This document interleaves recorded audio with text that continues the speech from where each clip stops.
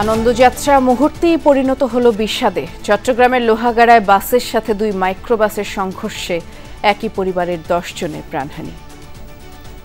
ড্রাইভাররা কিছু দ্রুত গতির যানবাহন চালানোর কারণে তাদের নিয়ন্ত্রণ হারে। রোড হওয়ার কথা 4 লেনের বা 6 লেনের, এখানে রোডটা হচ্ছে 2 লেনের। দূরপাল্লার গাড়ি আসে, এখানে আসার কারণে যে মুখোমুখি সংঘর্ষ হয়। অন্তর্বর্তী সরকার দায়িত্ব নেয়ার পর জঙ্গিবাদ উত্থানের মতো কিছুই হয়নি বললেন স্বরাষ্ট্র উপদেষ্টা। চরমপন্থা দমনে প্রয়োজনে কঠোর হওয়ার হুঁশিয়ারি উপদেষ্টা মাহফুজের। সংস্কার ও নির্বাচন নিয়ে বিএনপির বিরুদ্ধে অপপ্রচারের অভিযোগ মির্জা ফখরুলের। ইসিকে সহায়তা করছে না অন্তর্বর্তী সরকার, অভিযোগ নেতাদের। সরকার ইলেকশন কমিশনকে সঠিকভাবে কাজ করতে দিচ্ছে না বা সহযোগিতা করছে না। এজ এ রেজাল্ট নির্বাচনের প্রক্রিয়াটা বিলম্বিত হতে পারে। একটা পন্থায় ক্ষমতা দখল করে এবং অব্যাহত রাখার চেষ্টা করছে, ক্ষমতার অংশীদার হতে চাচ্ছে আবার নির্বাচনে না গিয়ে। লম্বা ছুটি উদযাপনে আজও চিড়িয়াখানায় মানুষের ঢল, আনন্দে মেতেছে শিশুরা। প্রকৃতির সান্নিধ্যে ঘুরে বেড়াচ্ছেন ভ্রমণ পিপাসুরা। আমরা সবাই আসলে খুব মজা করেছিলাম। Overall experience was really good. বউ বাচ্চা, তারপরে কাজিন, ওদের কাজিনরা আসছে। পরিবেশটা অনেক সুন্দর, অনেক আনন্দ উপভোগ করতেছি। বড় একটা লম্বা ছুটি, ছেলেদের বাচ্চাদের ছুটি, ঘুরতে আসছি তো খুব ভালো লাগলো। সাতক্ষীরায় বাঁধ ভেঙে প্লাবিত জনপদে হাজারো মানুষের দুর্ভোগ। সহায় সম্বল ফেলে অনেকেই আশ্রয় নিয়েছে আত্মীয় স্বজনের বাড়ি। ভূমিকম্পের 100 ঘণ্টা পর মিয়ানমারে ধ্বংসস্তূপের নিচে মিলল প্রাণের সন্ধান। ধসে গেছে অন্তত 7টি মসজিদ, মুসলিম সম্প্রদায়ের মানুষের ব্যাপক প্রাণহানি।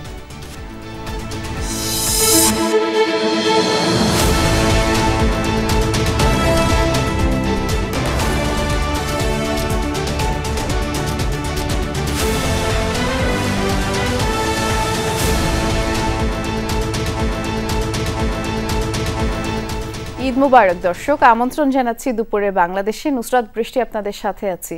শিরোনামগুলো শুনছিলেন। এই ঈদের মধ্যেও খুব কষ্টের এবং খারাপ একটি খবর। চট্টগ্রাম কক্সবাজার মহাসড়কে বাস ও দুটি মাইক্রোবাস সংঘর্ষে 10 জনের প্রাণ ঝরেছে, এতে 2 জন আহতও হয়েছে।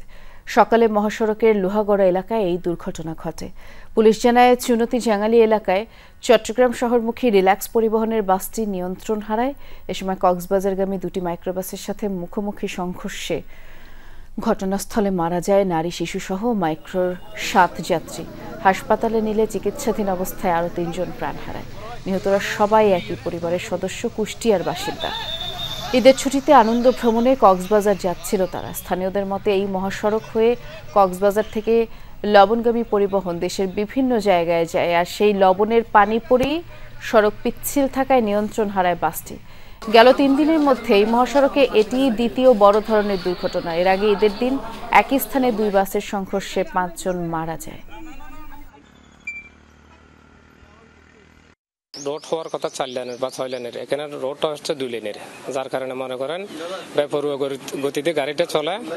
ওই মনে করেন ঢাকা দূরপাল্লার গাড়ি আসে, এখানে আসার কারণে যে মুখোমুখি সংঘর্ষ হয়।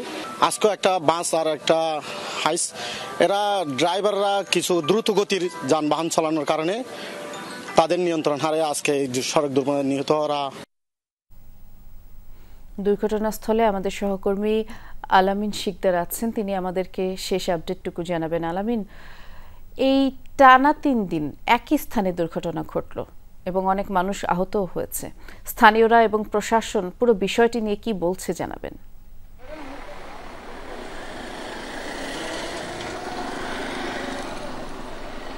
বারবার সড়ক দুর্ঘটনার কারণটা হচ্ছে এই সড়কটিতে একেবারে বেপরোয়া গতিতে গাড়ি চলে এবং সড়কটি 2 লেনের সড়ক, মাঝখানে কোনো ডিভাইডার নেই। পাশাপাশি এই সড়ক দিয়ে লবণের গাড়িগুলো চলাচল করে রাতভর। রাতে এই যে পার্শ্ববর্তী যে এলাকাগুলো রয়েছে, মহেশখালী, এইসব জায়গা হচ্ছে লবণের বড় বড় ফিল্ডগুলো থাকে। সেখান থেকে লবণগুলো শহর থেকে শুরু করে ঢাকা বিভিন্ন জায়গায় বাজারজাত করা হয়। এই কারণে এই ট্রাক, অর্থাৎ লবণ ভর্তি ট্রাকগুলো এখানে এই সড়কটি দিয়ে চলাচল করে এবং সেই কারণে আমরা দেখছি যে সড়কটি একেবারে পিচ্ছিল অবস্থা থাকে। ব্রেকে গাড়িগুলো যখন ব্রেক করতে যায় তখন একটা সমস্যার মধ্যে পড়ে এবং এই সড়ক দুর্ঘটনার পরপরই কিন্তু আমরা দেখছি এখানে বিআরটিএ, ফরেস্ট ডিপার্টমেন্ট, সড়ক ও জনপথ প্রত্যেকটি সংস্থার মানুষজন এখানে এসেছে। এই যে আমার ঠিক ডান পাশে 3টি রোডের যে সাইনিং চিহ্ন দেখা যাচ্ছে, অ্যারো চিহ্ন, অর্থাৎ ডানে আপনি যদি বাম দিক থেকে আসেন তাহলে ডানে মোড়, ডান দিক থেকে গেলে বামে মোড়, এই যে চিহ্নগুলো দিয়ে বোঝানোর যে বিষয়টি সেটা এতদিন এখানে ছিল না। এই দুর্ঘটনার পর আজকে আমরা দেখেছি সড়ক ও জনপদের যারা রয়েছে তারা এসে গাছের ডালপালা কাটছে। পাশাপাশি আমরা দেখছি যে এই যে 3টি অ্যারো চিহ্ন, সেই 3টি অ্যারো চিহ্ন তারা এখানে বসানো হয়েছে, আজকেই তারা বসিয়েছে এবং এখন বিআরটিএ এই পুরো ঘটনাস্থলটি তাদের ইনভেস্টিগেশন চালাচ্ছে এবং তারা যেটা বলছেন তারা জানার চেষ্টা করছেন গাড়ির কোনো যান্ত্রিক ত্রুটির কারণে এই দুর্ঘটনা ঘটেছে কিনা বা গাড়িতে কোনো ধরনের সমস্যা ছিল কিনা, ত্রুটিযুক্ত গাড়ি নিয়ে সড়কে তারা নেমেছিলেন কিনা সেটা কিন্তু তারা জানার চেষ্টা করছেন যে এই দুর্ঘটনায় কবলিত যে গাড়ি দুটি সেই দুটির আসলে কার কি সমস্যা রয়েছে। আমরা এখন দেখছি যে বিআরটিএ তাদের ইনভেস্টিগেটের যে টিমটি রয়েছে সেই ইনভেস্টিগেশন টিমটি এখানে রয়েছে এবং তারা পুরো ঘটনাস্থলটি ঘুরে ঘুরে দেখছেন। পাশাপাশি সড়ক ও জনপদের বেশ কয়েকজন নির্বাহী প্রকৌশলীরা এখানে এসেছেন। সেখানে আসার পরে দুই পাশে তারা সড়কের চালকদের সতর্ক করার জন্য যে ধরনের চিহ্নগুলো দেয়া থাকে সেই চিহ্নগুলো বসানোর চেষ্টা করছেন এবং আমরা দেখছি যে বিআরটিএ সড়কে বেশ কিছু স্থানে লাল চিহ্ন দিয়ে দিচ্ছেন, লাল রঙের রং দিয়ে দিচ্ছেন যে যেই জায়গাটিতে দুর্ঘটনাটি মূলত ঘটেছে। এই পুরো ঘটনাগুলো ঘটছে বারবার একই স্থানে ঘটনাগুলো ঘটছে এবং ঘটনাগুলো ঘটার মূল কারণ হচ্ছে যে সড়কটি অতি সংকীর্ণ এবং 2 লেনের সড়ক, পেছনে অংশটি একেবারে ঢালু, উপর থেকে খুব স্পিডে গাড়িগুলো নামে, স্পিডে নামার সময় বিপরীত দিক থেকে আসা গাড়িগুলোর সাথে তাদের সংঘর্ষের একটি সম্ভাবনা তৈরি হয়ে থাকে এবং অনেক সময় সেটি নিয়ন্ত্রণে আনতে না পারলে কিন্তু দুর্ঘটনার ঘটনাগুলো ঘটে থাকে এবং বারবার একই জায়গায় দুর্ঘটনা ঘটছে। ঈদের দিন সহ এখন পর্যন্ত সর্বমোট মিলিয়ে 15 জন মারা গেলেন এই গত 3 দিনের মধ্যে। খুবই দুঃখজনক ঘটনা। আলামিন, বিস্তারিত জানানোর জন্য আপনাকে ধন্যবাদ জানাচ্ছি। এদিকে 4 জেলায় সড়ক দুর্ঘটনায় আরো 6 জনের প্রাণ গেছে, এর মধ্যে কুষ্টিয়াতেই 3 জন নিহত হয়েছেন। মধ্যরাতে কুষ্টিয়া শহরের জিলা স্কুলের সামনে একটি প্রাইভেট কার মোটরসাইকেলে ধাক্কা দিয়ে পালিয়ে যায়। হাসপাতালে নেয়ার পর চিকিৎসক মোটরসাইকেল আরোহী মামা ভাগ্নেকে মৃত ঘোষণা করেন। এই ঘটনায় গুরুতর আহত একজন হাসপাতালে চিকিৎসাধীন রয়েছেন। এদিকে ডাক্তার দেখিয়ে বাড়ি ফেরার সময় খোকসার বিলজানি বাজারের সড়ক দুর্ঘটনায় এক ভ্যান যাত্রী মারা যান। গোপালগঞ্জ, গাজীপুর, লালমনিরহাটে সড়কে আরো 3 জনের প্রাণ গেছে।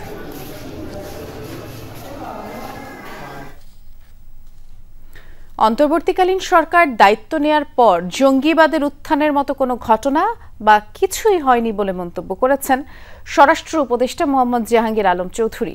দুপুরে ঈদের শুভেচ্ছা ও ঈদ পুনর্মিলনের উদ্দেশ্যে রাজধানীর বিভিন্ন থানা পরিদর্শন শেষে এমন মন্তব্য তিনি করেছেন। নিউ ইয়র্ক টাইমসের রিপোর্টের ব্যাপারে কোনো মন্তব্য করতে স্বরাষ্ট্র উপদেষ্টা রাজি হননি। তিনি বলেছেন, কোনো ধরনের চরমপন্থার উত্থানের ঘটনা ঘটেনি। রাজধানীর ভাটারা, রামপুরা, বাড্ডা থানা পরিদর্শন করেন উপদেষ্টা, কথা বলেন পুলিশের বিভিন্ন পদে কর্মরত কর্মকর্তাদের সাথে, আর থানাগুলোকে নিজস্ব ভবনে সরিয়ে নেওয়ার বিষয়েও গুরুত্ব দেন জাহাঙ্গীর আলম।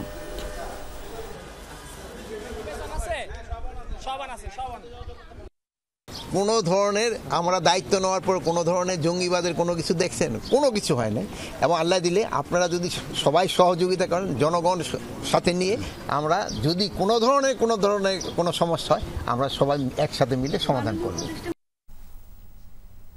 এদেশে চরমপন্থার সুযোগ কাউকেই নিতে দেয়া হবে না, এমন হুঁশিয়ারি দিয়েছেন তথ্য উপদেষ্টা মাহফুজ আলম।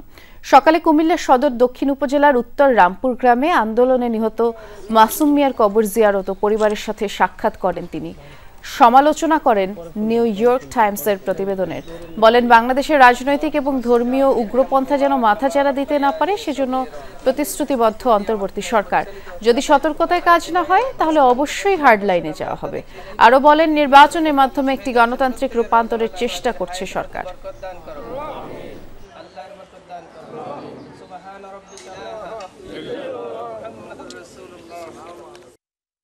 বাংলাদেশের যে গণতান্ত্রিক ব্যবস্থা আছে এই গণতান্ত্রিক ব্যবস্থা সুরক্ষা এবং গণতান্ত্রিক পদ্ধতিতে দেশ পরিচালনার ক্ষেত্রে আমরা খুবই বলিষ্ঠ ভূমিকা রাখবো এবং আমরা রেখেছিও বটে এবং সামনে থেকে আমরা চেষ্টা করব বাংলাদেশে যাতে হচ্ছে যে কোনোভাবে উগ্রপন্থা, কোনো ধরনের উগ্রপন্থা, ধর্মীয়, রাজনৈতিক কোনো রকম উগ্রপন্থায় যাতে বাংলাদেশে মাথাচাড়া না দিতে পারে।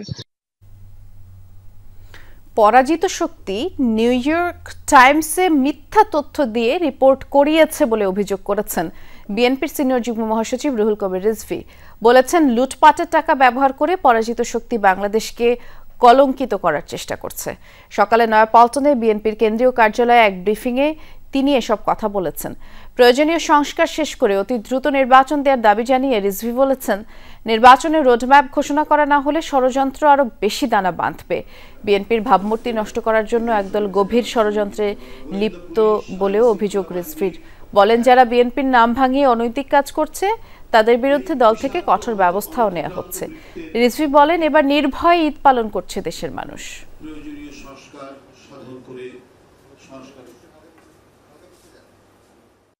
নানা ধরনের যে অপতথ্য ছড়ানো হচ্ছে তার আরেকটি প্রমাণ হলো নিউ ইয়র্ক টাইমসে বাংলাদেশে আবার ইসলামী উগ্রবাদের উত্থান ইত্যাদি বলে আপনার যে প্রতিবেদন প্রকাশ হয়েছে আপনারা জানেন।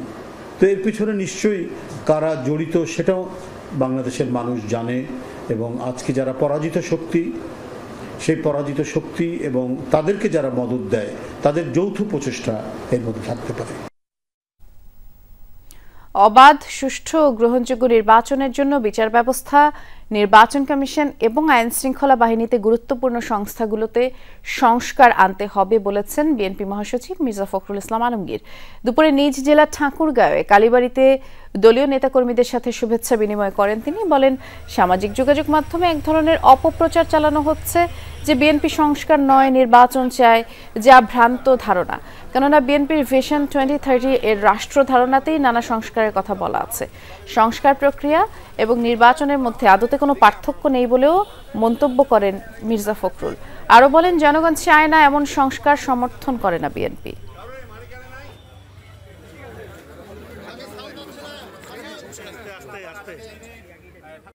আমরা কখনোই এই কথা বলিনি যে আগে নির্বাচন তারপরে সংস্কার।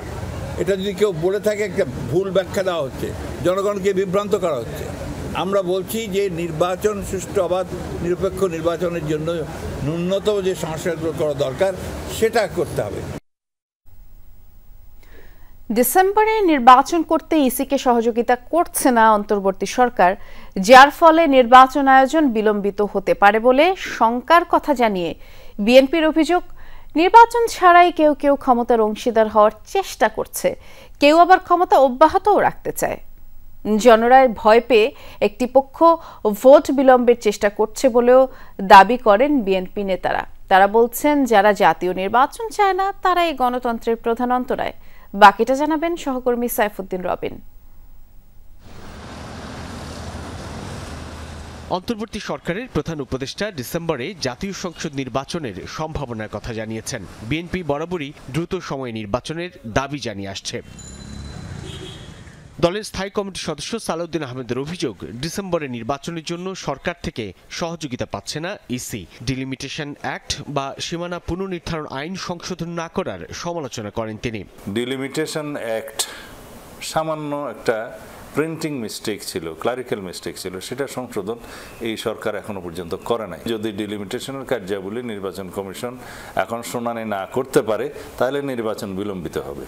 আর যদি আলাদা একটা কর্তৃপক্ষ গঠন করতে হয় ডিলিমিটেশনের জন্য, নির্বাচন কমিশনের স্বাধীনতা খর্ব করার মতো। সরকারের এই কার্যক্রমটাতে বোঝা যাচ্ছে যে সরকার ইলেকশন কমিশনকে সঠিকভাবে কাজ করতে দিচ্ছে না বা সহযোগিতা করছে না।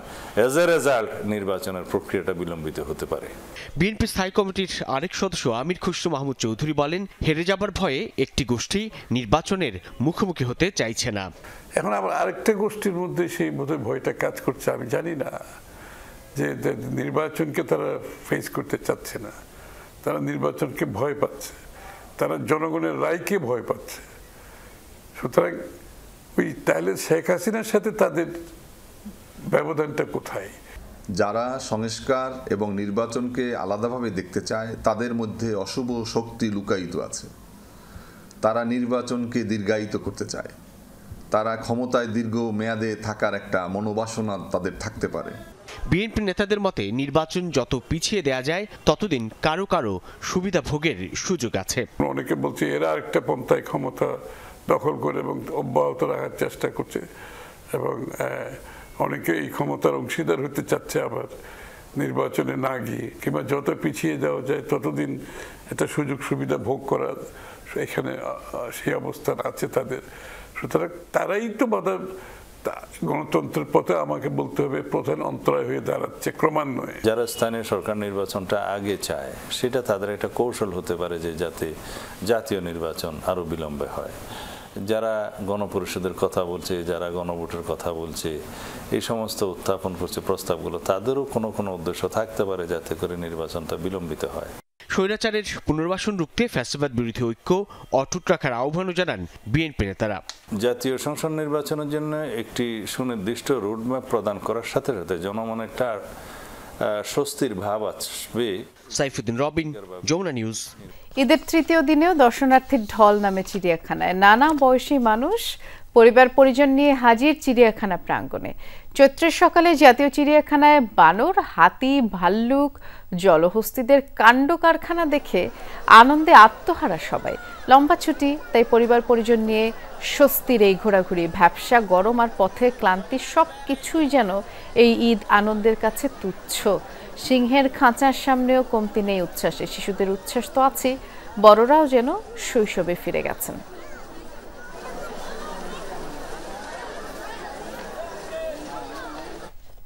আমরা একটু দেখে আসতে চাই রাজধানীর চিড়িয়াখানার কি চিত্র। পরিবার পরিজন নিয়ে তো সেখানে নগরবাসী ঘুরে বেড়াচ্ছেন।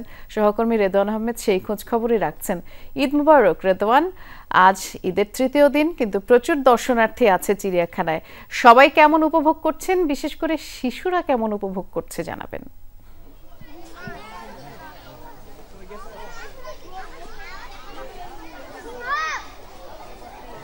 বৃষ্টি ভর দুপুরের এই তপ্ত রোদেও কিন্তু আসলে শিশুদের আগ্রহের কোনো কমতি নেই। এই সিংহের খাঁচা ঘিরে আমরা দেখতে পাচ্ছি যে হাজারো মানুষের ভিড়।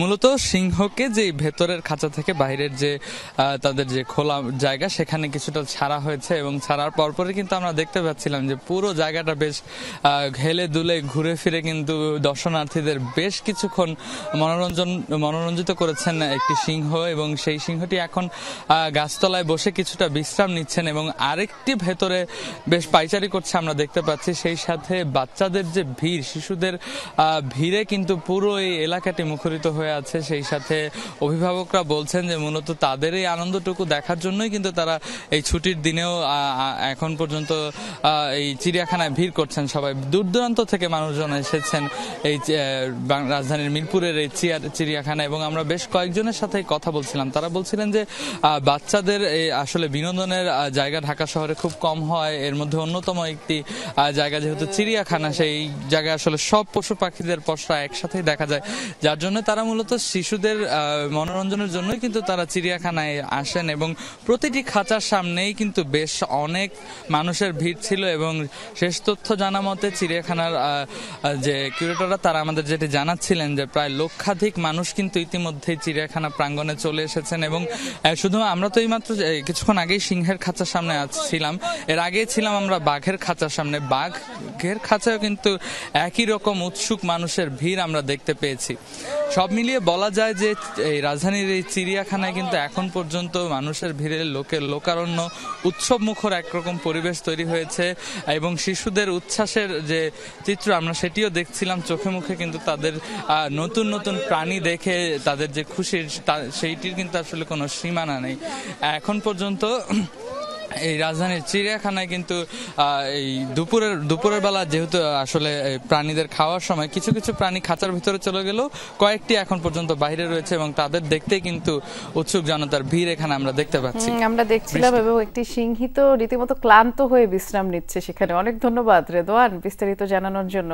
আমরা চিড়িয়াখানায় ছিলাম, ঢাকার বাইরেও ঈদের তৃতীয় দিনে পর্যটন স্পটগুলোতে একেবারে ভ্রমণ পিপাসুদের ঢল নেমেছে। প্রকৃতির অপরূপ সৌন্দর্য উপভোগ করতে সিলেটের জাফলং বিছানাকান্দি, সাদা পাথর সহ অন্যান্য স্পটগুলোতেও পর্যটকদের ঢল রয়েছে। ভ্রমণ পিপাসুদের উপচে পড়া ভিড়ে দীর্ঘ যানজট তৈরি হয়েছে। পর্যটকরা কিছুটা ভোগান্তিতেও পড়েন, যেমনটা আপনারা দেখতে পাচ্ছেন স্ক্রিনে। বন আর পাহাড়ের সান্নিধ্য পেতে পার্বত্য জেলা খাগড়াছড়ির বিভিন্ন পর্যটন কেন্দ্রে পর্যটকদের সমাগম বেড়েছে। এছাড়া বিভিন্ন ঈদ বিনোদন ঘিরে দেশের গ্রামীণ মেলাও বসেছে বিভিন্ন স্থানে।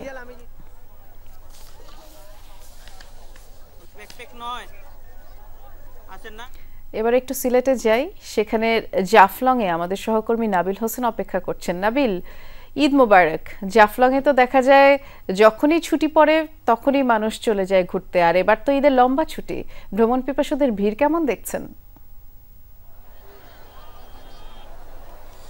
বৃষ্টি, ঈদ মোবারক। এবং আপনি যেমনটি বলছিলেন যে জাফলংয়ে প্রতি বছর ঈদের ছুটি বা লম্বা ছুটিতে পর্যটকদের উপচে পড়া ভিড় থাকে, এবারও তার ব্যতিক্রম হয়নি। আমরা দেখেছি যে সকাল থেকে আসলে চৈত্রের খরতাপকে তারা উপেক্ষা করে সাধারণ মানুষ, পর্যটকরা, বিপুল সংখ্যক পর্যটক এসেছেন এবং হাজারে হাজার পর্যটক এই তীব্র রোদকে উপেক্ষা করেও তারা কিন্তু এই যে জাফলংয়ের যে পাথর, পাহাড় এবং স্বচ্ছ জলের যে সংমিশ্রণ, এই যে নান্দনিক সৌন্দর্য, সেটিকে দেখার উপভোগ করার জন্যই মূলত তারা এসেছেন। এবং এই আসার ক্ষেত্রে গরমের ভোগান্তি সব কিছুই তারা ভুলে যাচ্ছেন যখন তারা এই নৈসর্গিক যে সৌন্দর্য, সেই সৌন্দর্য থেকে যখন তাদের চোখের সামনে আসছে তখন তারা সব কিছু ভুলে যাচ্ছেন, এমনটি পর্যটকরা আমাদেরকে বলেছেন। ভোগান্তি বলতে শুধুমাত্র এই যে তীব্র গরম, সেটিকেই তারা মূলত বলছেন। এর পাশাপাশি এখানে ফোনের নেটওয়ার্ক পাওয়া যাচ্ছে না। দীর্ঘদিনের দাবি যে এখানে পর্যটন কেন্দ্র হিসেবে এখানে একটা নেটওয়ার্ক স্থাপনের জন্য আসলে এই মোবাইল নেটওয়ার্কের একটা ভোগান্তি রয়েছে। এর বাইরে বড় ধরনের কোনো ভোগান্তির খবর আমরা পাইনি। পাশাপাশি টুরিস্ট পুলিশ যারা আছেন, যারা পর্যটকরা আছেন, তারা যাতে নিরাপদে এখানে ঘোরাফেরা করতে পারেন সেজন্য তারা তাদের মতো কার্যক্রম চালিয়ে যাচ্ছেন।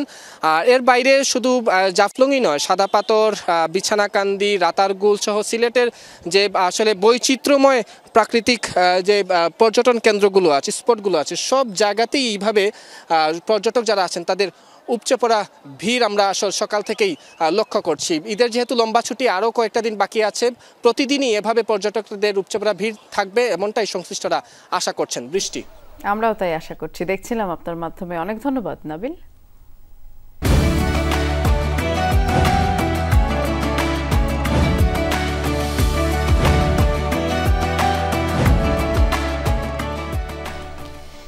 এবারে বাড়ি ফেরার খবর। যদিও বাড়ি ফেরার এই যাত্রা ঈদের বহু আগেই শুরু হয়েছে, তবে ঈদের তৃতীয় দিনেও কমলাপুর রেল স্টেশনে ঘরমুখো মানুষের দেখা মিলেছে। তবে আজ সমাগম কিছুটা কম।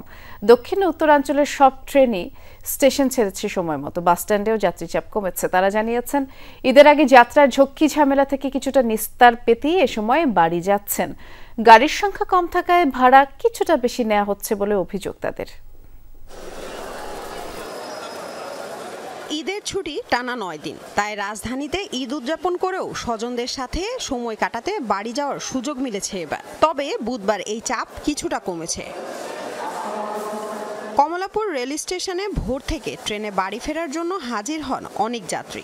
স্বস্তিতে যাতায়াতের জন্য বেছে নিয়েছেন ঈদ পরবর্তী যাত্রা। যথাসময়ে ছেড়েছে ট্রেন। যাত্রীরা জানান ফাঁকা ঢাকা উপভোগ করে স্বস্তিতে বাড়ি যেতে চান বলেই কিছুটা পরে রাজধানী ছাড়ছেন। বগুড়া যাইতেছি ঘুরতে, কাউন্টার থেকে কাটা হয়েছে, আরামদায়ক ভাবে যাওয়া হচ্ছে। ঈদের আগে বাচ্চা নিয়ে যাইতে পারি, অনেক ভিড় ছিল। ঈদের সময় অনেক ঝামেলা থাকে, তারপরে লোকজন বেশি থাকে, একটা যানজট থাকে অনেক সময়। আর ঈদের পরে একটু রিল্যাক্স থাকা যায়। খাদের উপরেও মানুষ যায়, তারপরে ট্রেনের ভিতরে পা রাখারও জায়গা পাওয়া যায় না। তো মানে এখনের জার্নিটা অনেক মজা। বাস টার্মিনালেও নেই তেমন কোলাহল। যাত্রীদের কেউ কেউ অভিযোগ করেছেন গাড়ি কম থাকার সুযোগে বাসের ভাড়া বাড়িয়ে দেয়া হয়েছে। গাড়িটা কম আছে, যাত্রীর ভাড়াটা একটু বেশি নিছে। টিকিট নিয়ে নিয়েছি, নন এসি, এখন আবার বলতেছি এসি গাড়ি আসছে। আমি বললাম যে টিকিট দিবেন নাকি চেঞ্জ করে না, আবার এই টিকিট রাইখে আবার টিকিট কাটতে হবে। বাস টার্মিনালটা গুছানো হয়নি। বাস টার্মিনালটা খুবই বিশৃঙ্খল। বাস টার্মিনাল মানে এই ট্রান্সপোর্ট সিস্টেম যদি আসলে সংস্কার না হয় তাহলে আমাদের ভোগান্তি থাকবে। পরিবহন মালিকরা বলছেন বৃহস্পতিবার থেকে ঢাকামুখী মানুষের যাত্রা বাড়বে, তখন বাড়ানো হবে বাসের সংখ্যা। বাড়িতে যাওয়া হয়নি, আর এখন হচ্ছে বিভিন্ন জায়গায় ঘুরে বেড়াচ্ছি আর কি। ঈদের দিনটা ঢাকায় ছিলাম, ফাঁকা ঢাকা। এখন ওই রকম চাপ পড়েনি আসলে।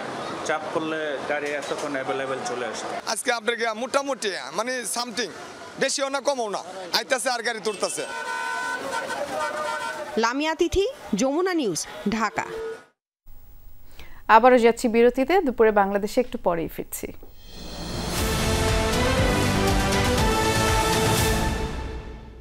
দীর্ঘদিন পর খোলামেলা স্থানে দেখা গেল বিএনপি চেয়ারপারসন খালেদা জিয়াকে। লন্ডনের একটি পার্কে ছেলে তারেক রহমানের সাথে ঘুরে বেরিয়েছেন তিনি, দেখতে পাচ্ছেন নিশ্চয়ই স্ক্রিনে। যুক্তরাজ্যে চিকিৎসাধীন বিএনপি চেয়ারপারসন জানুয়ারি থেকে লন্ডনে অবস্থান করছেন খালেদা জিয়া এবং হাসপাতালে চিকিৎসা শেষে এখন ছেলে তারেক রহমানের বাসায় তিনি অবস্থান করছেন। মঙ্গলবার হুইলচেয়ারে করে তিনি পার্কে যান। এ সময় বিএনপির ভারপ্রাপ্ত চেয়ারম্যান তারেক রহমান সহ খালেদা জিয়ার ব্যক্তিগত চিকিৎসক ডাক্তার AZM জাহিদ হোসেনও সাথে ছিলেন।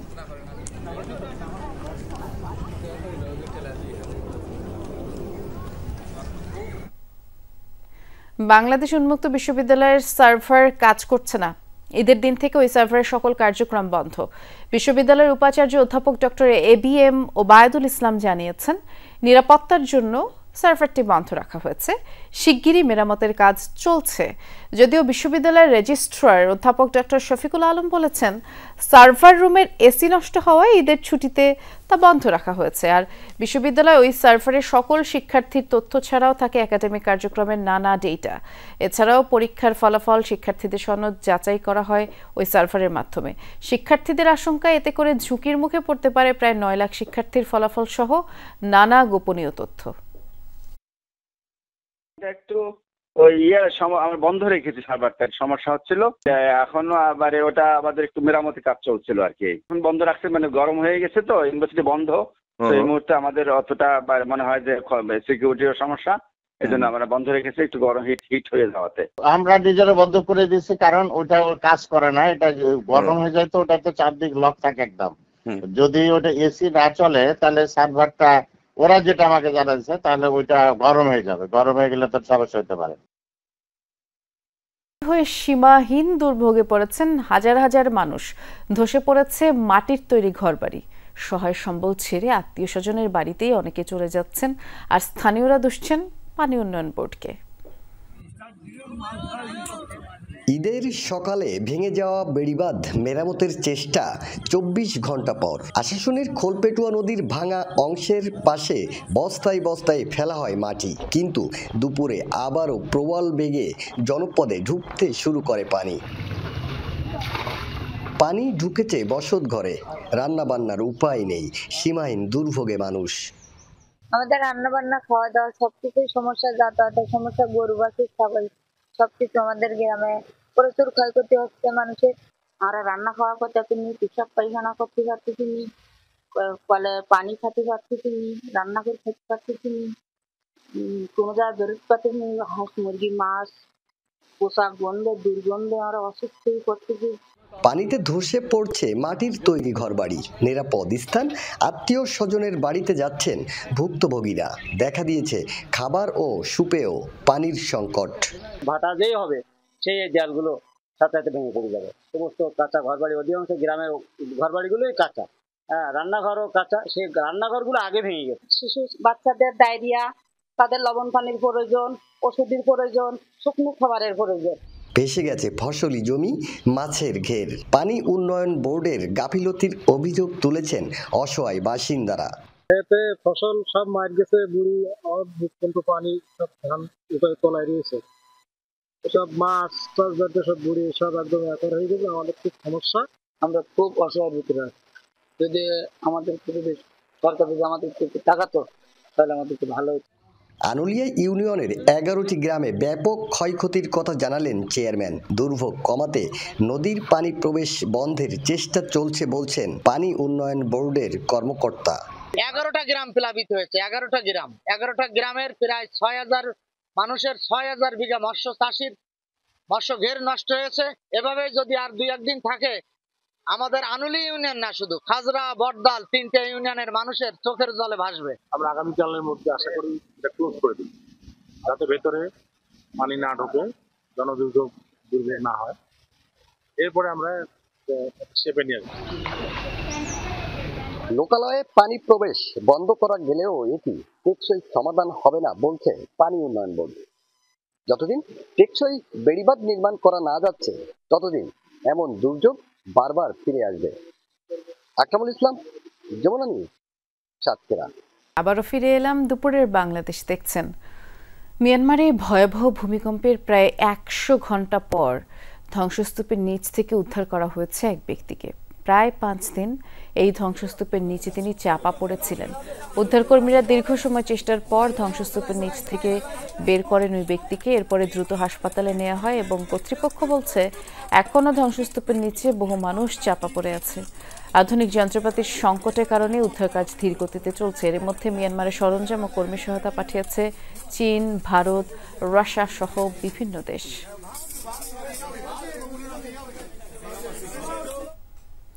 মিয়ানমারের ভয়াবহ ভূমিকম্পে মুসলিম সম্প্রদায়ের ব্যাপক প্রাণহানি এবং স্থাপনা ক্ষতিগ্রস্ত হয়েছে। স্থানীয় আন্তর্জাতিক গণমাধ্যমগুলো বলছে শুক্রবারের দুর্যোগে কমপক্ষে 700 মুসলিম নাগরিকের মরদেহ উদ্ধার হয়েছে। মান্দালায় সাগাইং অঞ্চলে ধ্বংস হয়েছে অন্তত 60টি মসজিদ। সাগাইংয়ের এক ইমাম 170 জন বন্ধু আত্মীয় স্বজন হারিয়েছে। আর মিয়ানমারের অধিকাংশ মসজিদই 19 শতকে নির্মিত, যেগুলো এরপর আর সংস্কারের উদ্যোগ নেয়নি প্রশাসন। ঈদের আগে জুমাতুল বিদার নামাজে অংশ নিতে মিয়ানমারের মসজিদগুলোতে নামে মুসল্লিদের ঢল। নামাজ চলাকালীনই কেঁপে ওঠে গোটা দেশ, ধসে পড়ে একের পর এক স্থাপনা, রেহাই পায়নি মসজিদও। বিভিন্ন সংবাদ মাধ্যম বলছে মান্দালায় সাগাইং অঞ্চলে প্রায় 60টি মসজিদ ধ্বংস হওয়ার তথ্য পাওয়া গেছে। মান্দালায় 18টি মসজিদ ধসে পড়ে। মুসলিম সম্প্রদায়ের অভিযোগ 19 শতকে নির্মিত সব মসজিদ কখনোই সংস্কার করা হয়নি। এ কারণে বেড়েছে ক্ষয়ক্ষতি ও হতাহতের সংখ্যা। এখনো অনেক দুর্গম এলাকার তথ্য মেলেনি। ধারণা করা হচ্ছে প্রকৃত সংখ্যা আরও অনেক বেশি হতে পারে। এখন পর্যন্ত কমপক্ষে 700 মুসলিমের মৃত্যু নিশ্চিত করেছে দেশটির গণমাধ্যম। সাগাইংয়ের বাসিন্দা সোনাই ও একাই হারিয়েছেন 170 বন্ধু ও আত্মীয় স্বজনকে, যাদের বেশিরভাগই ভূমিকম্পের সময় মসজিদে ছিলেন। বলা হচ্ছে যেসব মসজিদ পুরোপুরি ধ্বংস হয়ে গেছে সেসবের ভেতরে থাকা মুসল্লিদের প্রায় সবারই মৃত্যু হয়েছে। ধ্বংসস্তূপের ভেতর এখনো অনেক মরদেহ চাপা পড়ে আছে বলে ধারণা করা হচ্ছে। ভয়াবহ ভূমিকম্পে প্রায় 1600টি বাড়ি, 670টি মঠ, 60টি শিক্ষা প্রতিষ্ঠান ও কমপক্ষে 290টি প্যাগোডা ধ্বংসের তথ্য দিয়েছে জান্তা সরকার। তাদের দেয়া হিসাবে মুসলিম সম্প্রদায় ও মসজিদের ক্ষয়ক্ষতির তথ্য নেই বলে অভিযোগ উঠেছে। মোস্তফা মাহমুদ, যমুনা নিউজ। এই ছিল দুপুরে বাংলাদেশের আয়োজনে। সাথে থাকার জন্য সবাইকে ধন্যবাদ।